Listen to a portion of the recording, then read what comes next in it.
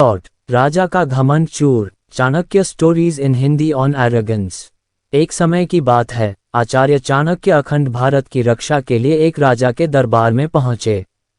राजा बेहद ही अहंकारी और स्वार्थी स्वभाव का था, किंतु आचार्य चाणक्य जैसा कोई विद्वान उसके दरबार में आया हो, ये बात वह अपने लिए गर्व की समझ रहा था। वह आचार्य चाणक्य के आगमन से प्रसन्न था। उसने आचार्य चाणक्य को उपहार स्वरूप एक रत्न जड़ित बेशकीमती तलवार आचार्य चाणक्य को देने के लिए प्रस्तुत किया।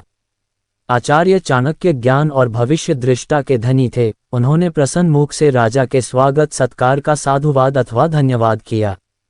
आचार्य चाणक्य ने कहा, अगर तुम मुझे कुछ देना ही चाहते हो तो मुझे एक सुई और अखंड भारत में मेरा योगदान दो। ये तलवार मेरे किसी काम का नहीं, सुई फटे हुए कपड़े को सिलना जानता है, तलवार का कार्य खंड खंड करना है, इसलिए ये तलवार मेरे किसी काम का नहीं। राजा को आचार्य चाणक्य की बात सुनकर आश्चर्य हुआ। वह काफी देर सोच विचार में पड़ गया, किंतु आचार्य चाणक्य का वचन राजा को कुछ देर बाद समझ आया।